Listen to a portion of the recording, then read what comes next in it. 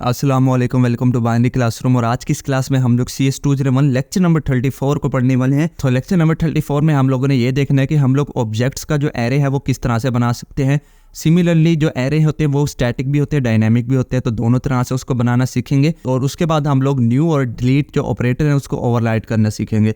तो ये तमाम चीज़ें हम लोग इसी लेक्चर में देखेंगे। तो सबसे पहले देख लेते हैं कि एरेज ऑफ ऑब्जेक्ट क्या होता है। नाउ एरेज हमारे पास वो कंसेप्टिव मेमोरी लोकेशन होती है जिसके अंदर हम लोग सिमिलर डेटा टाइप का जो डेटा है वो स्टोर करा के रख सकते हैं। ठीक है, तो अब ऑब्जेक्ट क्या होता है। ऑब्जेक्ट भी हमारे पास एज सिंपल जो है वो हमारे पास क्लास का जो मेंबर होता है वो होता है ना, जिसका काम ये होता है कि आपके क्लास के अंदर जो भी मेंबर फंक्शन है और जो भी वेरिएबल्स हैं उनको एक्सेस करके उनके अंदर डेटा को स्टोर कराए। बट अगर मैं चाहूँ कि यार मैं जो तमाम ऑब्जेक्ट्स बनाए हैं उसको मैं एक एरे में स्टोर करा दूँ, मतलब कि जब भी मैं ऑब्जेक्ट 0 को कॉल करूँ तो मेरे पास पहला ऑब्जेक्ट आना चाहिए, इसी तरह ऑब्जेक्ट 1 को पे दूसरा आ जाना चाहिए, यानी कि एरे की शक्ल में मेरे पास डेटा जो है वो रिट्रीव होना चाहिए। तो इस तरह को करने के लिए हम लोग इसको बोलते हैं arrays of object. So now When a class is defined, only the specification of the object is defined। जब क्लास को बनाया जाता है तो उसके अंदर सिर्फ ऑब्जेक्ट की स्पेसिफिकेशन को डिफाइन किया जाता है, यानी कि उसके अंदर हम लोग कोई मेमोरी, कोई स्टोरेज, इस तरह से कोई एलोकेशन नहीं करते। ठीक है ना, ये देखा होगा आप लोगों ने, जब भी हम लोग क्लास के अंदर अगर वेरिएबल भी बनाए तो उसको हम सिर्फ डिक्लेयर करते हैं, उसको इनिशियलाइज नहीं करते। ऐसा है कि नहीं है? और ना ही उसके कोई मेंबर फंक्शन में हम लोग किसी को कोई मेमोरी असाइन कर रहे होते हैं। लेकिन मेमोरी जाहिर है हमें डेटा तो स्टोर कराना है मेमोरी में, तो वो किस तरह कराएंगे? एरे की शक्ल में करा सकते हैं। तो इसलिए ये ऑब्जेक्ट्स को एरे में हम लोग यूज़ करेंगे।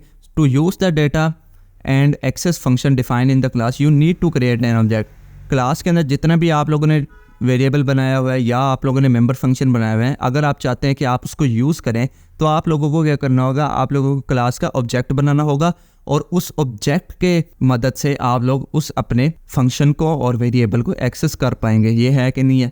तो storing more than one employ data, ये एग्जांपल है यहाँ पर। इसमें ऑब्जेक्ट बनाया हुआ है हम लोगों ने एम्प्लॉय के ऑब्जेक्ट कौन कौन से हैं? एक है एम्प्लॉय आईडी और एक है एम्प्लॉय नेम।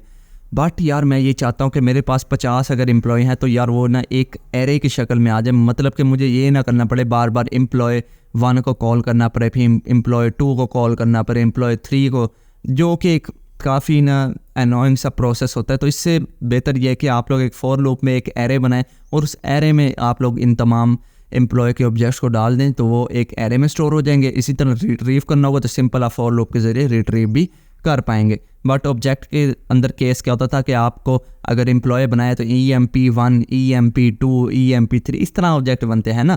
तो लेकिन एरे में ऑटोमेटिक इंडेक्स हो जाता है, तो ये इसलिए काफ़ी अच्छा जो है वो प्रोसेस हो जाता है।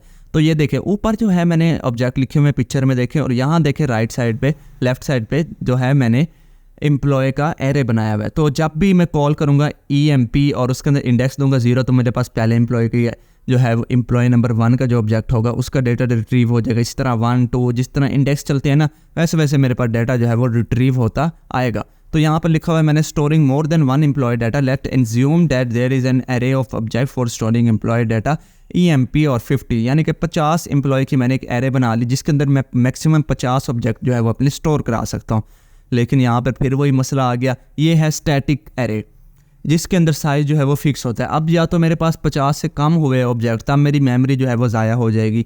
अगर मेरे पास 50 से ज़्यादा हो गए एम्प्लॉय के ऑब्जेक्ट तो मेरी मेमोरी जो है वो कम पड़ जाएगी। तो इस सिचुएशन को हैंडल करने के लिए हमारे पास जो नेक्स्ट आता है टॉपिक वो आता है डायनामिक एरे ऑफ ऑब्जेक्ट, कि आप लोग डायनामिकली अपने ऑब्जेक्ट की एरे किस तरह बना सकते हो। तो डायनामिकली का मतलब होता है कि जैसे जैसे आपका ऑब्जेक्ट जो है वो एरे के अंदर बढ़ते जाएंगे वैसे वैसे आपका एरे का साइज जो है वो इंक्रीज़ होता रहेगा। तो इसको किस तरह से हैंडल किया जाता है?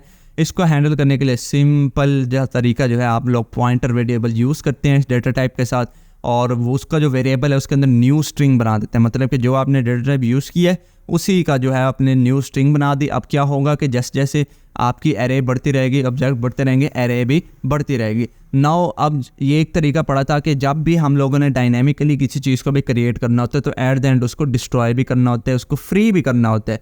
तो उसके लिए हम लोगों ने 2 तरह के कीवर्ड पढ़े थे। एक तो फंक्शन था खैर जिसका नाम था फ्री फंक्शन, जो कि C लैंग्वेज में यूज़ होता था और स्ट्रक्चर में भी मैंने आपको करके दिखाया था। दूसरा हमारे पास यूज़ होता था डिलीट हमारे पास जो है वो C++ में किसी भी हमारे पास डायनेमिकली एलोकेटेड मेमोरी को डिलीट करने के लिए इस्तेमाल होता था। तो जब भी आप लोगों को एरे में से कोई ऑब्जेक्ट डिलीट करना होगा तो आप लोग उसको किस तरह से डिलीट करेंगे? उसको डिलीट करने का जो सिंटैक्स है वो ये है कि आप लोग डिलीट लिखेंगे और नेक्स्ट स्टेप में आप लोग 2 स्क्वायर ब्रैकेट्स लगाएंगे एरे वाली, और जो भी आपका वेरिएबल आप लोग फ्री करना चाहते हैं उसको लिख देंगे। अब यहाँ पर मोस्टली बच्चे पता क्या करते हैं, वो इस एरे वाली ब्रैकेट को लगाते नहीं है, मतलब कि डिलीट और टेक्स्ट के दरमियान आप लोगों ने ब्रैकेट लगानी है, तभी आपका ये जो है ऑब्जेक्ट डिलीट होगा, अदरवाइज़ नहीं होगा। और बच्चे जो है वो इसको मिस कर देते हैं या फिर टेक्स्ट के आगे लगा देते हैं, जैसे हम एरे डिफाइन करते वक्त बनाते हैं ना वैसे लगा देते हैं, तो ये गलत है। तो ये आप लोगों ने ज़रा एहतियात से करना है। नेक्स्ट है overloading new and delete operator. Now new operator आप लोगों को क्या था, ये न्यू ऑपरेटर है, ये डिलीट ऑपरेटर है, इन दोनों को ओवरलोड करना है हम लोगों ने। तो ओवरलोड इसको किस तरह से किया जाता है, सबसे पहले तो आप लोगों को ये जहन में रखना है कि क्या जो हमारा न्यू और डिलीट ऑपरेटर है ये ग्लोबली ओवरलोड होता है या ब्लॉक फंक्शन में ओवरलोड होता है। तो ये दोनों ही तरह से ओवरलोड किया जा सकता है। अगर आप इसको ग्लोबली ओवरलोड करेंगे तो जब जब आप इसको किसी भी जगह यूज़ करेंगे उसी न्यू और डिलीट को, तो वहाँ आपको चेंजेस देखने को मिलेंगे। बट अगर आप वही काम फंक्शन स्कोप में या ब्लॉक स्कोप में ओवरलोड करेंगे तो आपको सिर्फ चेंजेस उसी ब्लॉक में देखने को मिलेंगे, उसी फंक्शन में देखने को मिलेंगे। So new and delete operator can be overloaded globally और they can be overloaded for specific classes. Globally भी ओवरलोड किया जा सकता है, स्पेसिफिक क्लासेस के लिए भी ओवरलोड किया जा सकता है। If these operator are overloaded using member function of the class, अगर इन ऑपरेटर को ओवरलोड किया जाए मेंबर फंक्शन क्लास के किसी भी मेंबर फंक्शन से, it means that these operator are overloaded on that a specific class. अगर मेंबर फंक्शन के अंदर आप लोगों ने न्यू ऑपरेटर या डिलीट ऑपरेटर को ओवरलोड किया, इसका मतलब वो उसी फंक्शन के अंदर ही उसकी चेंजिंग है। बाहर आप उसको अगर कॉल करेंगे, बाहर आप अगर उसका नया ऑब्जेक्ट बनाएंगे तो वहाँ आपको चेंजेस देखने को नहीं मिलेंगी। If overloading is done outside a class, अगर ओवरलोडिंग आउटसाइड अ क्लास आप लोग करेंगे देन आप लोगों को उसके चेंजेस हर जगह देखने को मिलेंगे। तो ये बस इसका छोटा सा कॉन्सेप्ट है, ऐसे पढ़ने की ज़रूरत नहीं है। नाउ अब इसको ओवरलोड किस तरह से किया जाता है। न्यू ऑपरेटर को ओवरलोड करने के लिए आप सिंपल ये वाला सिंटैक्स यूज़ कर सकते हैं कि आप लोग डेटा टाइप लगाएंगे ऑपरेटर एक कीवर्ड है जिसकी मदद से आप लोग न्यू का ऑपरेटर जो है वो या कोई भी ऑपरेटर ओवरलोडिंग का लेक्चर हम लोग पढ़ चुके हैं, तो अगर आप लोगों ने वो नहीं देखा तो आप लोग वो देख सकते हैं। वहाँ पर आप लोगों को पता लग जाएगा कि जो ऑपरेटर का लफ्ज़ लिखा हुआ है ये कीवर्ड है जो कि हमारे पास किसी भी ऑपरेटर को ओवरलोड करने के लिए इस्तेमाल होता है। तो सेम वही सिंटैक्स, बस जहाँ हम लोग ऑपरेटर लिखते हैं वहाँ उसकी जगह हम लोगों ने न्यू लिख देना है। क्यों? क्योंकि हम लोग न्यू ऑपरेटर को ओवरलोड करना चाहते हैं और आगे ब्रैकेट में जो साइज़ हमारा एच जाता है वो तो जाएगा ही जाएगा। तो ये सिंपल सा सिंटैक्स है। और यहाँ पर स्टार लगाना मत भूलना क्योंकि ये हमारे पास ऑब्जेक्ट है, इसलिए ये हीप में स्टोर होता है, तो इसलिए यहाँ पर स्टार लाजमी आएगा।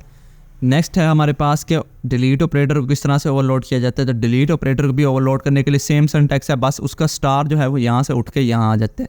अब क्योंकि डिलीट का जो साइज़ तो होता नहीं, हमने मेमोरी को रिलीज़ करना है ना, तो वो यहाँ पर सिर्फ डेटा टाइप आ जाएगी और इंडिकेट करने के लिए कि ये हीप में है तो वहाँ पे स्टार आ जाएगा। बाकी ऑपरेटर का कीवर्ड भी वैसे आएगा और डिलीट हमने करना है, डिलीट को ओवरलोड करना है तो डिलीट वैसे आ जाएगा। तो ये थी हमारी आज की छोटी सी वीडियो। उम्मीद करता हूँ आपको पसंद आई होगी। अगर वीडियो पसंद आई हो तो इस वीडियो को लाइक करते जाएं।